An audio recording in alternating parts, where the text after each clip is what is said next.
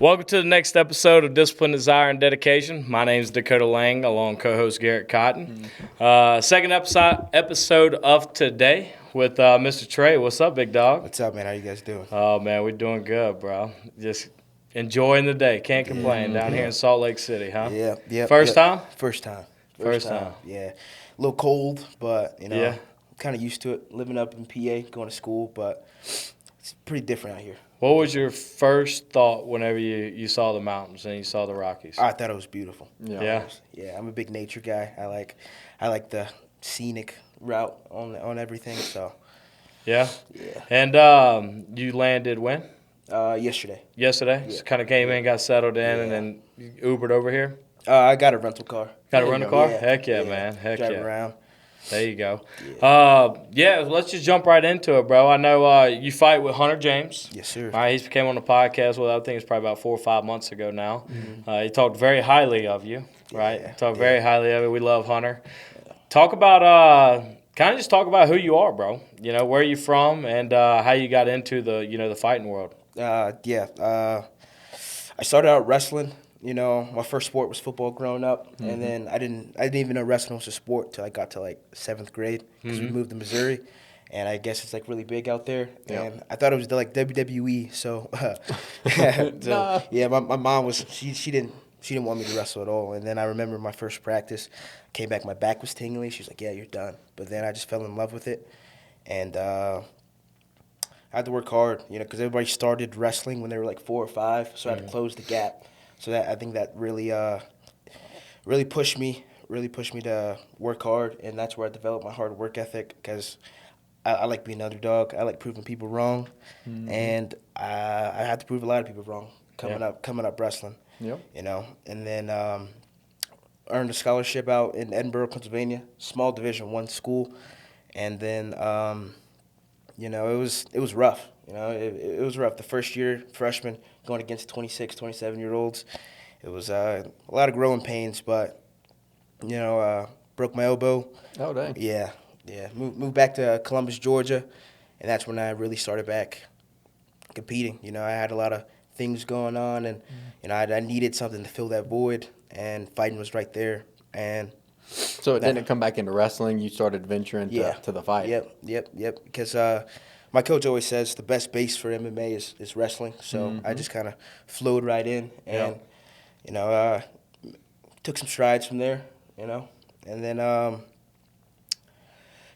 that's pretty much about myself. Pretty simple guy. Yeah. Where are you from? I lived most of my life in Fort Leonard Wood, but I moved around because I'm a military kid. So Fort Leonard Wood, Missouri, that's where I spent most of my life. So I'm technically from there, but all my family's from Louisiana, down in the Shreveport area. Oh, okay. Yeah. Cool. So you got some Louisiana blood in you. Yeah, a little bit. No good food. Yeah.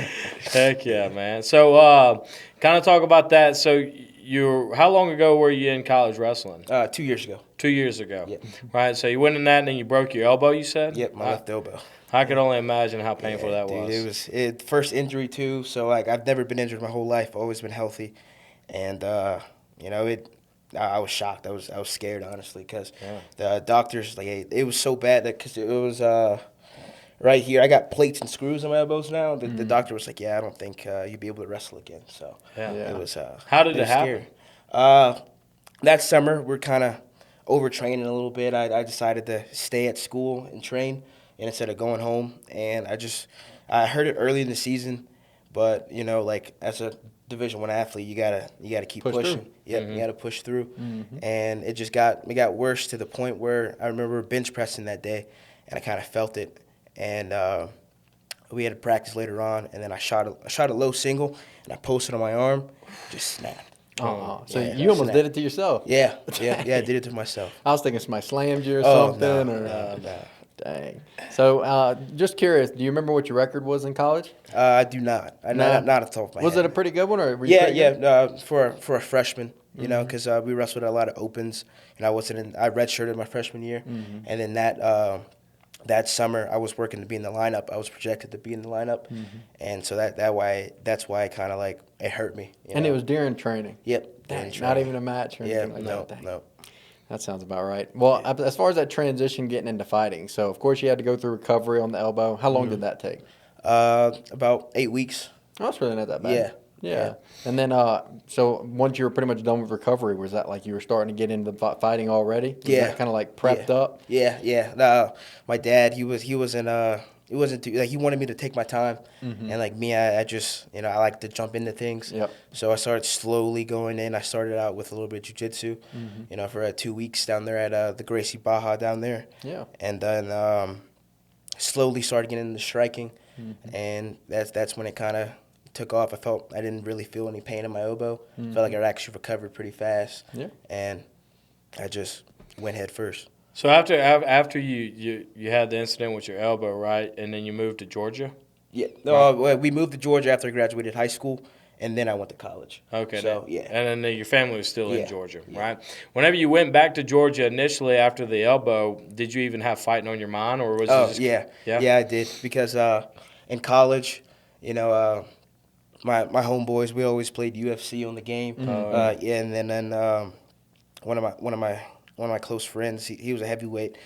He was like a UFC nerd, So we were degenerate gamblers. So we always go to him to get the UFC picks. So it forced me to watch UFC. Yep. And then it planted a seed and grew from there. Mm-hmm.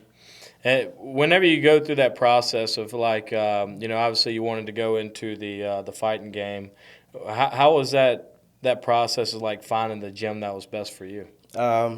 Really, it was like a shot in the dark, because I did research before I left school. Because when I left school, that was on my mind. It was like I'm going to leave school to fight. So I researched gyms in the area, and then I had a few in mind. And then once I moved back, I DM'd a couple. One of them, the big one down in Columbus, they didn't respond. So I was like, okay. And then the gym I'm at now, Against the Grain, I DM'd them. They responded like immediately. It's like, yeah, man, come in. And I walked in, dude. It felt like home. So, felt like home. And that's where you met Hunter James? Yep. Awesome. Yeah. Yeah, Hunter. he was actually getting ready for a fight. Whenever I first came there, we didn't really say much. And then I don't know when we actually started training together, but yeah. Would you say he's pretty good? Yeah, dude, yeah. Got me. Definitely.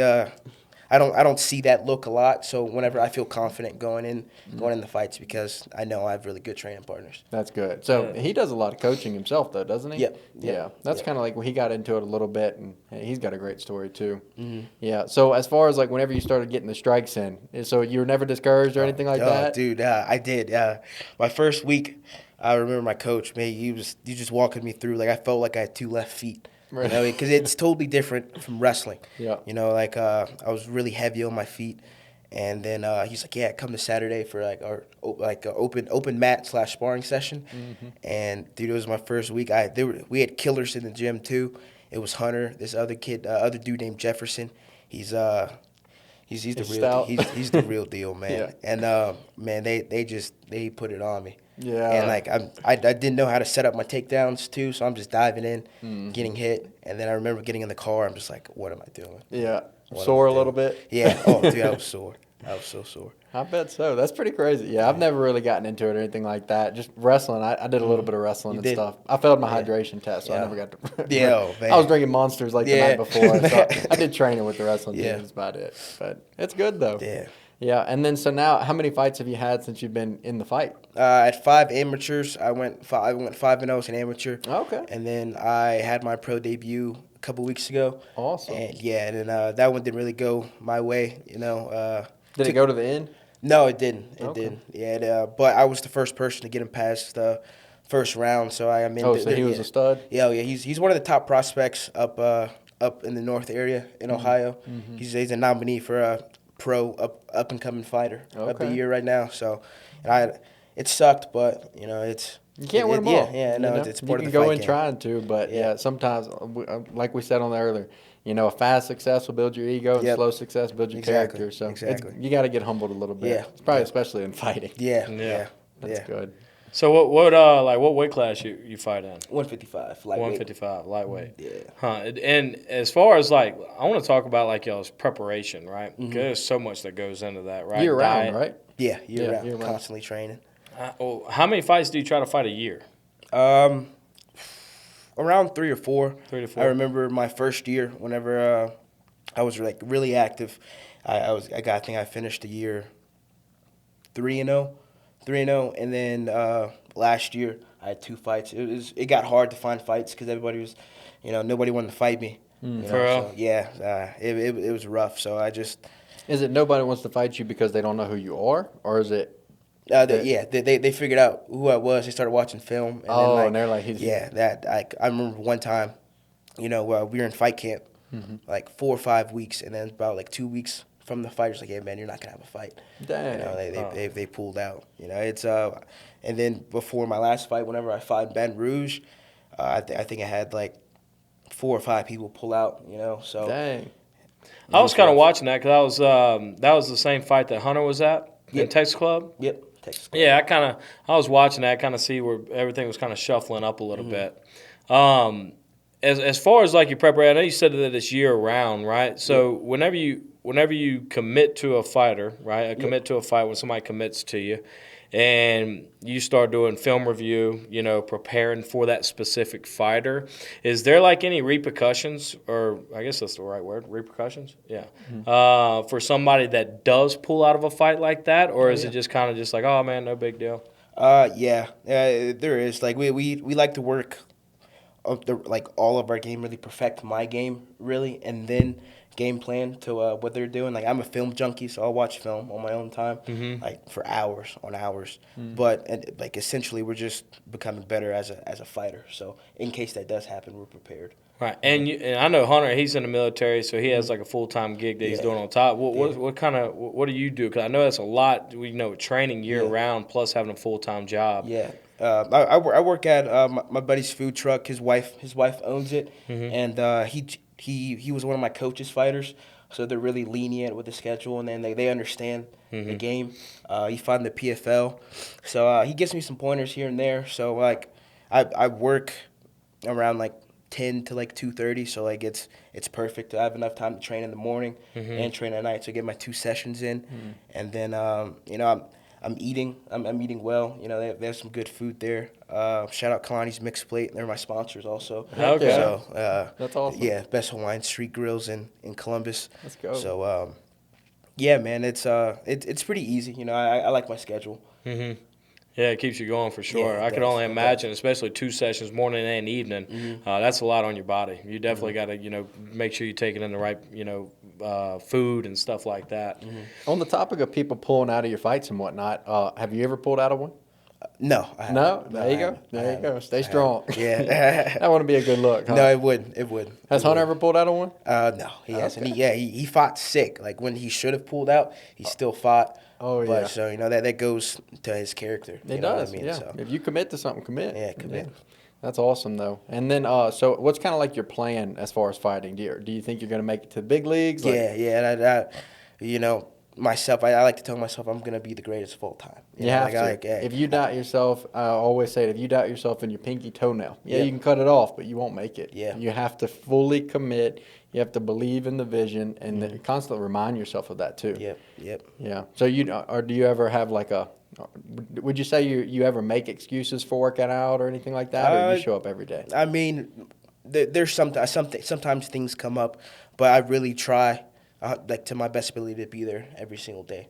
Some days, I kind of feel like, but that's when I have to. That's the most important days to go. That's right. If you show up whenever things are tough, that's that little voice in the back of your head is telling you, "Oh, you ain't got to go today." That, like you said, that's the days that you have to go. The hard days is what gets you paid. Talk about some of your. How long have you been at this gym that you're at currently? A little over 2 years now. What is the hardest, most challenging aspect of fighting? It could be the preparation, maybe even the actual fight itself. What would you say is the most challenging part of being a professional fighter? The mind, really, really wrapping your mind around it, because like fighting's the fun part. You know what I mean? It's the training. Like some people don't realize how much training really affects your mind. You know what I mean? And sometimes you feel like you're not ready. But the more you train, the more confidence you get, and it's just really like reshaping your mind. Just like, hey, like I'm gonna go out there, I'm ready to go to war. Yep. You know what I mean? And it's it takes a lot of courage to go in there. So like I have respect to anybody who steps in the cage, Right. Because like realistically, it's life or death. You could die in there, but it's luckily there hasn't been any cases where a lot of people die in MMA. But it's definitely the mind. The mind's the hardest part. Yeah, and I know preparation, of course, physically is the majority of what you do.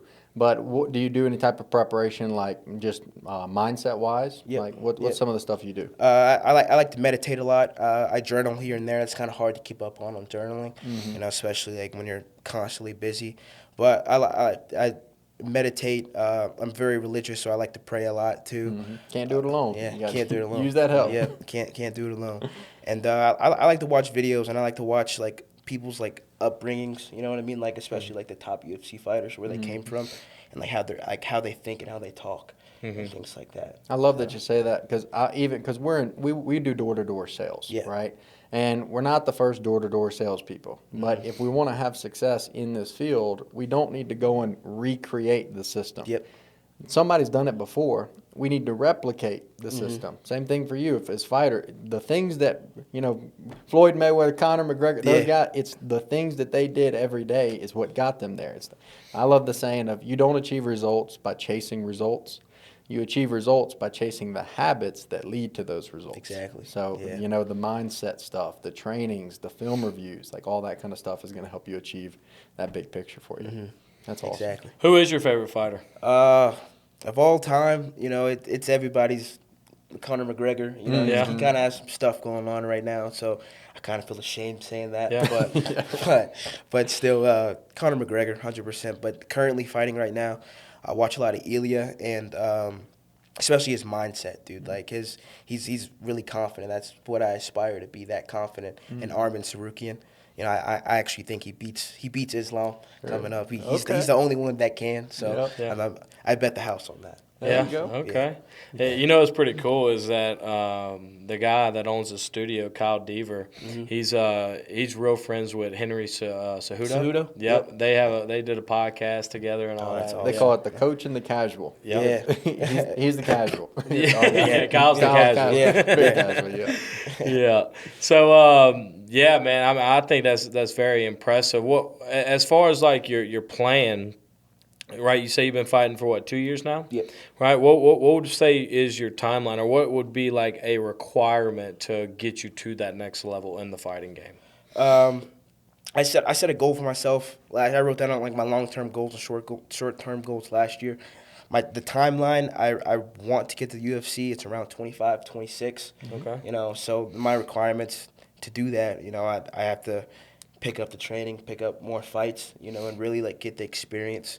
And the hardest part for me, one of the hardest parts is my diet. Like I'm a stocky build, so like I hold a lot of muscle.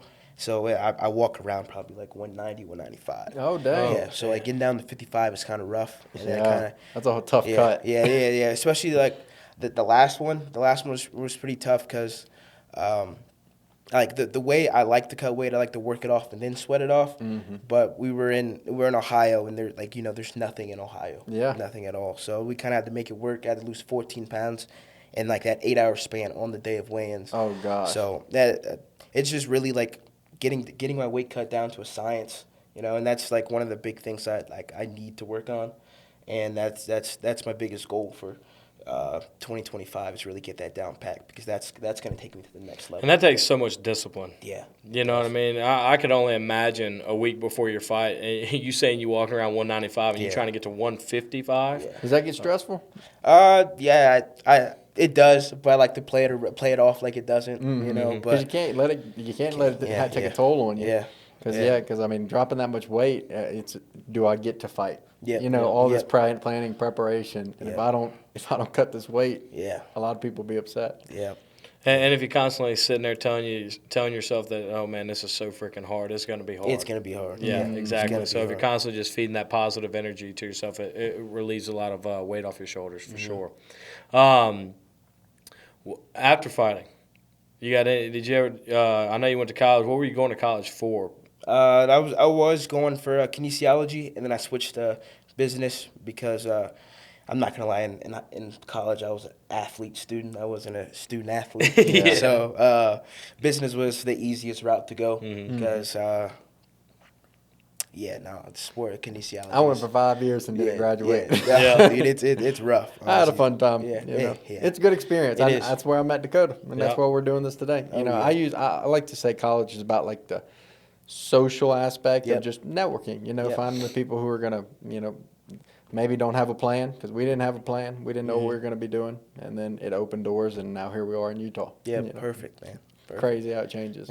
Yep. And so whenever you do go through the fighting game, is like where you're at right now. Would you ever move camps or what would you say, facilities? Yeah, move camps, facilities, kind Because of. do people do that, Yeah, or is it they kind of like do. you stay with the same person? A lot of people do that, but with me, like loyalty is everything. You know, so like against the grain, that's my home. You know, but I'm not opposed to training at other places for a couple of weeks, traveling around. You know, but my home will always be against the grain. You know, I really established my roots there, and I love my coaches, love my teammates to death. So yeah, What would you say separates you from other fighters, that you compete against? I have to say my grit. You know, I've had a lot of ups and downs in my life, and especially like from wrestling. Wrestling's not an easy sport. You know, it's one of the hardest sports in the world. Yep. You know, so and especially like down south. You know, I guess a lot of people it's not as big down south. You know, so like I feel like that's my biggest advantage is my grit because like you gotta take a lot of beatings. Yeah. You know, and it wears on you, but it also makes you stronger. You know, so I feel like nobody can out-grit me once it comes down to And it. what's crazy is that, so I wrestled in high school a little bit and did like judo and stuff as a kid and stuff. And I was at a point in my life where I thought about going into the gym like that. What would you say is one of the biggest, how can I word this? What would you say is one of the biggest, I guess you can say, things that you see whenever, 'cause I know you probably see a bunch of new people coming to the Yeah, gym and then they come in and it either scares them or whatever, they last a week. What would you say is somebody's biggest downfall as a new person on why they're not successful in fighting? Ego. You know, like at our gym we have no egos. We leave ego at the door. You know, and a lot of big gyms and small gyms, like the new guy, they try to prove themselves. You know, like we all have jobs outside of this. You know, we don't want to go to work with two black guys on a random Tuesday. You know what I Right. mean? So yeah, I have to say ego, and because if you dish it, you gotta be able to take it. Yeah. and That's like and whenever you dish it back to them, you know they probably won't show up again next week. You know That's what I mean? right. Because you bruised their ego. I love You know? that it's so transferable to like sales. Yeah. You know, in sales, the people who don't do good with us are the people who come in with a high ego. Yep. If you're not coachable, Yep. like you will not make it. Like again, it's replicating. It's not recreating. So if you are coachable, we can teach you exactly how to have success in this. You know, and Yeah. same thing with fighting. If you have the right coaches and you actually apply the trainings that they give you, it's gonna make you the best fighter that you can be. Yep. Yeah. So what, as far as like, what's the base of your team? You've got a coach, you've got teammates. Like, Yeah. how does that work out? Yeah, we have a coach, and then we have a manager at the gym, Dirk, and he's also a jiu-jitsu coach. Okay. You know, and then he coaches some MMA too. He likes to downplay himself a lot, but you know, like It's the quiet ones. Yeah, you gotta yeah, watch yeah, out for. yeah. Oh, yeah. He's not really quiet, but you know, He's humble. yeah, he's humble when it comes to that. But yeah, so we have that, and then we train with a lot of Army guys, because we're Combatives. Yeah, combatives are right by Fort Benning, you know, and all of my coaches, like they were part of the original combative guys. Oh, yeah. So like they have contacts everywhere. They come in and train with us, and then I have my 2 or 3 main training partners that I really train with. So So pretty small team. yeah, pretty small team, small Yeah. gym. And do they travel with you for any of your fights? Your Yeah. whole team will be there. For the most part, yeah. Yeah. We have a strong community. You know, everybody loves each other. Like, some people drove down to Louisiana, you know, and it felt nice, man. It felt nice. You know, That is awesome. And then what's kind of like the emotions that go through your body once you say you got your first win? Like, Yeah. And what's some of the sizes of crowds that you fought in front of? I'd say my biggest one was, I think, probably Texas Club. Okay. Yeah, it was packed out. Everybody It was loves packed out, yeah. Texas It Club. was That's the right packed- crowd. Yeah. It was packed out, and then just the environment around. Like I feel like I'm kind of spoiled, So like whenever I fight in Ohio, it was like some underground fight club. So I really wasn't used to it. Yeah. It was like a couple hundred people in the crowd, against me too, and Could you feel that from the crowd? That's the first time in my life I've ever been booed. Really? Ever. In Yeah. the Texas Club or in No, Ohio? in Ohio. Oh, okay. Yeah, I was fighting their hometown kid, hometown boy. Like their bread and butter. And like I remember making eye contact with somebody in the crowd. They were literally thumbs down, booing me. And I tried the show. It didn't get to me, but I'm gonna be honest. It did a little bit. It did. Yeah. First time. Mental. You're walking in there. Nobody wants you to win. Nobody wants me to win. And you won that one too, huh? No. No. That was my pro debut. Oh, man. It was a lot of experiences for my first pro debut, but like I said, I'd rather have that happen now than later. That's right. But that kind of goes into my follow-up question on that. What would you say is the biggest lesson that you learned from that fight? Man, a lot. I learned a lot of lessons, but my biggest one would be like, hey, get back up. You know what I mean? Just I can't let. It's not the end of the world. Mm-hmm. You know what Did I mean? he tap you? No, it was the strikes. I took I didn't take any damage at all. So I was just stuck in a position. Yeah. And he was just punching, and then I'm blocking, and like anywhere else it would go on for a little bit longer. But the ref was doing his job, so I can't really be too Kind of mad like at the that. Hunter James fight where they called it a little, or people said they called it early. Yeah. But that guy was actually getting hurt. That guy was. Yeah, Yeah, he I had saw his the arm video wrapped. with the elbows. Yeah, he had his arm he wrapped was up. getting hurt, man, Yeah. bad. And then they fought again, didn't they? Yep, they fight again, and same result. Same result, yeah. The ref stopped it. Yeah, exactly. What is especially so like you and Hunter, right? Y'all on the same team, same gym. What would you say is having a teammate like that? I'm assuming you and Hunter are more than just teammates. Y'all are damn near best friends, right? Yeah. Kind of talk about that camaraderie, how that's so important in a lifestyle of the fighting game, right? Going through so much failure, helping hold each other accountable, similar to what me and him do. Yeah, exactly. Hold each other accountable. I feel like we hold each other accountable, especially whenever we're training, whenever we're in fight camp. Because like I want him to do good, he wants me to do good, so we're gonna push each other to that level. You know what I mean? And then just it establishes a lot of trust because you have to trust your training partners. And like I trust this dude's not gonna knock me out. You know what I mean? So in training. Yep. Yeah. So I trust him in training, and then like we hang out sometimes after training. Just building that chemistry. So like it just flows. It's clicks together. got to be like there's not really a separation between like what you're doing and your personal life. Like it has to be meshed if you want to be the best. Yep. I love the saying of if you want to be the best, you have to be obsessed. Yep. Right, and obsessed means even outside of what I relate it to work so much. Yeah. When I get home from work, it gets to the point where our spouses and whatnot, they're like, "Will you hang up?" Yeah, they want us to hang up the phone because we're Exactly. still talking about work at 10 Exactly. o'clock at night. So, Exactly. But that's why we've had the results we've had. Yep. Is because we're more committed than a lot of people are. But it's what you put into it is what you're going to get out of it, especially in fighting. And fighting is a direct result because if you're not training twice a day, something just as simple as that, that second workout, you're getting better than somebody else who isn't. Yeah. Yeah. What are some of the some personal sacrifices that maybe that you've had throughout your career that has helped you get to this point? A lot of family time. I'm a big family-oriented person. That's how I was. How big I was of a family raised. you have? I have two siblings, and then my parents, and then I have a niece now. Are they all in Georgia? Yep. Okay, Yep, well, at least they're close. Yeah. I had to miss a couple birthdays, birthday dinners. I haven't seen my friends. Some of my friends, I haven't seen them in like 2-3 years. You know what I mean? Especially my closest friends I met in college. Moving, we've lost. I've lost more friends than I can. Yeah. I always try and recruit them and get them to come work Yeah, with me. exactly. I'm like, come down to Georgia, come train. But dude, like a lot of like things in my personal life, I sacrificed. Yeah. And I like to see it for the greater good. You know what I mean? I love to eat. I sacrifice a lot of good food. Yeah. That's the hardest thing. I sacrifice a lot of good food. Yeah, man, it's rough, but it's all gonna work out in the end. Yep. No pain, no gain. Exactly. So in the league that you're in right now is like the next league up from here. Because I know you said you were 5-0 as an amateur. Yep. You had your pro debut, and then after that is that UFC. Yeah. But right now I'm on the regional scene. Okay. And then I started getting to like the national scene. So like there's like different organizations before the UFC, like LFA, CFFC, and all those other things.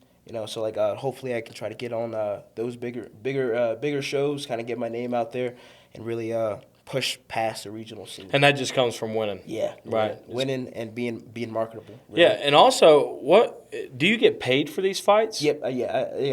Once I turned pro, I started getting paid. Okay, how does that work? Do you get paid on like, is it kind of like a pay-per-view type deal, or is it like ticket sales, or how do they gauge that? Yeah, some of it is you get a portion of your ticket sales, you get a percentage of that, and then you get paid to make weight, your show money, and then if you win, and in some places they have finish bonuses. Oh. So you get ticket sales or commissions or whatever, and then your show weight, and then your win rate. Right. Yeah. I can only imagine how challenging that is, especially because, I mean, it's not like you get to go to the gym for free. Yeah. Right? Yeah.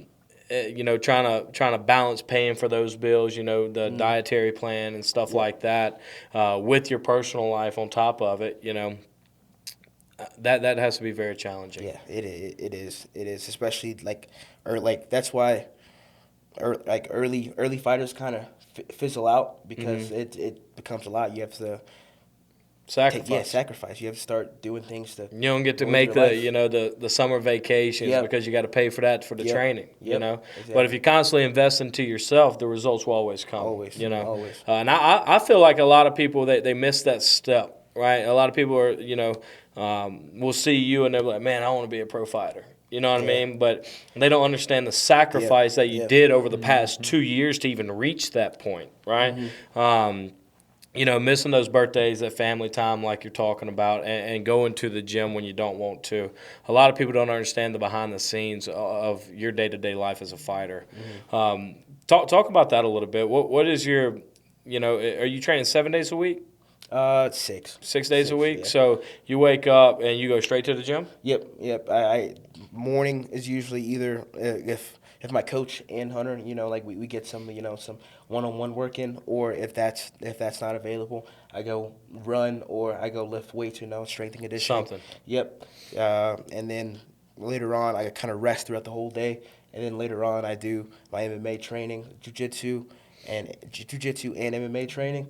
And then sometimes I wrestle here and there because I also coach wrestling. So I wrestle with some of the guys here and there. So just those little workouts, kind of add up. And then I do my recovery at night, some stretching, and then cold showers. I hate cold showers. We do. We preach it. I hate cold showers. But it helps. It does. I love the idea of I always tell my people is the reason we do it is because your brain interprets stress the same, whether it's a physical stress or an emotional stress. So for us in door-to-door sales, when someone answers the door, what the F are you doing? Yeah. That's stressful, you know. But if you shock yourself, and we do it in the morning. Every single morning we take a cold shower. And so that morning is because it preps us. But I always have the mentality is I shocked myself today. I don't care who comes through that door. You're not going to shock me. I'm in control of my mind and my body. But it's the consistency in doing that as well because it sucks. It does. It sucks. But there's a good outcome for it. Is your I know at the beginning of the pod you were talking about your mom that really didn't want you to do the fight and stuff like that? Oh yeah, both of my parents. Both of them? Are they full supporters now? It's grown on them. I guess they see how much I love it. You know what I mean? And they support me in anything I do. Right. But, they don't have to like it. But it's starting to grow on them, especially now that I'm starting winning fights and then I'm motivated and everything. And my dad always says he'll support whatever I do as long as I'm trying to move forward in life. 100% committed. So yeah, growth for sure. Do they attend all of your fights? Here and there when they can. Yeah. Were they at the Ohio one? No, that's probably too good. far. Exactly. Yeah, that's good though. Well, as far as we know that your plan is to pursue the fighting for long term. But I think Dakota asked earlier, do you have plans whenever you get done with fighting, kind of any ideas, or you just focused right now? Just focused right now. Doors will open. Yeah, doors are open. They always say, you got to have a plan B, plan C. But will you ever be required to move, from where you're currently living, for fighting? No. There's not a better place to live that's going to give you more publicity? No, because like Columbus, it's one of the bigger cities in Georgia. So if I can get the whole city of Columbus around me, that's a pretty big following. I guess that's true. It's like brand yourself where you're at, and Yeah. then the brand will push you. Yeah. Okay, that's good. Yeah, for us, we always got established wherever we at. Have you ever been to a UFC fight? No. No. Me neither. I'd like to attend one. That's me too. serious. Me too. We were talking almost- about. We almost did. We almost went to the McGregor Chandler fight. We literally almost bought the tickets, but thank God Good we thing didn't. you did. Yeah. Yeah, Good no, thing good- you did. yeah. Good thing you did. Thank goodness we didn't because with him backing out and all that. But that would have been insane. Oh, yeah. That's definitely a bucket list, Yeah, right? yeah, exactly. Yep. Just to see the atmosphere, and like visualize myself, Yeah, like there. Like yeah. I'm a big. I love McGregor saying when he says, if you can see it and you believe it and you can speak it, it will happen. Yep. Right. So you got to be able to see where you're going. You got to believe that. And if you have the courage to be able to say it, then and speak it into the world, put it into the universe. Right.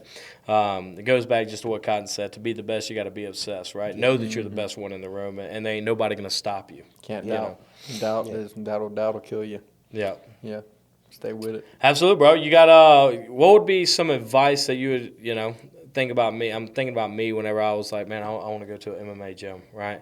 What would be your advice to somebody that is or coming out? Let's say somebody that's coming out of high school wrestling or coming out of college wrestling. What would be your advice to them to take that next step into the MMA gym? Just do it. Jump head first. Yeah. Like nothing can really go wrong because if you fail, you're still alive. You still got other things to do. Just go head first and just keep showing up. Yeah. Just keep showing up. Is it often that people come in and they want to just try it for a day or so and never see them again? Yeah. That happens pretty all often. the time. Yeah. Yeah, and that's kind of the same thing with sales. Is we have people that want to come try the job for a couple days, and I'm like, dude, if you're going to try it, you're not going to make it. Yeah, exactly what you're going to do. Yeah, you're going to try it. Yep. That's all you're going to do. But if you commit to it, and like the people, when I came to do this, I said, I burned the ships, that burned the boats. Burn the boats. That's Burn the boats. Hunter's saying. Yeah. And I was like, the only option is I have to figure this out. That's the only, either that or I'm going to figure out a new job out here in Utah. Because I moved from Louisiana here to come and try our job out for 2 months. But I was like, I'm going to figure it out in that 2 months, or I'm going to figure out a new job here. Yep, exactly. There was no option home. Yeah, So- burn the boats. Burn the boats, exactly. Super. Yeah. Heck yeah, bro. Well, I appreciate you coming on, dude. I appreciate you guys having me, man. Got a great story, and this is just the beginning. Yeah. There ain't no time in a year from now we might have to get you back on and Tell hear us the about the progress. fights this year. Yeah, Yeah. it's gonna be a good year this year, man. Yeah. It's gonna be Speaking good. on that, do you have another fight planned? We're looking forward to one in April. Is that gonna be the one in LaBerge? No, Hunter. They couldn't get me on that one. They couldn't get you on that one? Okay. Yeah, so Hunter's gonna be in LaBerge, and I should be fighting the month after him in Alabama. Alabama. Yeah. Okay. Cool. Yeah. You got some guys in mind? Man, I do have some in mind. I've been scouting out and like some guys I want to fight. Before we wrap this up, on a like scheduling a fight like that, is it more of like you calling somebody out, or is it usually they calling you out? I mean, nobody really calls me out. Yeah. But I've had my fair share of call outs and calling people out, especially like this last dude. Not this last dude, but I beat him early. I think around a year ago today. And I'm trying to get that one back. Just because he runs his mouth, and I already beat him, and he's still running his mouth. Didn't learn his lesson. Yeah, no, he didn't learn his lesson. So hopefully later on down the road, whenever we're both have some pretty good records, I can Run it back. hush them up. But no, I don't really call people out. Not yet. I'm not at that point yet. But, Just got to keep building. Yeah, keep building. That's awesome, bro. Well, you definitely got a bright future. You keep on the path that you're going. We rooting for you for sure. Appreciate it, man. So, Appreciate it. any last words for the people, the audience, or anything like that? Just as far as just being successful in whichever you shall choose. Hey, man, just find out what you love. And just go at it 100%. Like you don't lose anything for trying anything. That's right. So That's what life's about. Yep. Life's about failure. Yep. Success is Yep. 90% failure. 90% failure. Well, it goes back to the saying, persistence plus failure equals success. Exactly. Exactly. Even though that you might have lost the last fight. I know Hunter was talking about the fight that you were talking about where he got sick and lost. Yeah. You know what I mean? But he said that was the fight that taught him the most. Yep. So those failures is what it's not a. I always say it's not about it's not about the failure that you went through. It's how you overcome the failure, right? So if you constantly dwell on it and play pity me rather than just take it on the chin and say, I'm going to be better, you know, just constantly growing as a person. And obviously, man, you're doing a hell of a job. So, but hey, thank you for watching Discipline, Desire, and Dedication. Instagram? Instagram. Yeah, Aaron.Tre on Instagram and Aaron.Tre on Twitter. Keep up with the fights. Yeah, keep up with the fights, man. You said April, so we're definitely going to be checking you out for sure, rooting you on. We was telling Hunter we need to come to one of y'all's fights. Maybe whenever you're on the same card, we want to come. Yeah, whenever we're on the same card together, it's a 1-2 punch. Heck yeah. It's a 1-2 punch. Well, we'll be there. And what weight class? Hunter's what weight class? 155 also. 150. See, y'all both 155. Would you ever fight Hunter? No. No. No. You think he'd get you? Yeah. It's kind of like the Aljo and the Marab situation. You know, we'll never fight. Yeah, it's just kind of, that's your training part. Yeah, I understand that for sure. So, but I whoop his ass. Hey, look, he tried it. That's what he did. I'd commit if I was over there. But, hey, thank you all for watching Discipline, Desire, and Dedication. Make sure to give our man Aaron Tre a follow on Instagram. And if you got Facebook as well, follow him on Facebook. But we appreciate you watching. Make sure you like and subscribe to the channel. And Facebook, like and share the post. And we'll see you next time. Peace.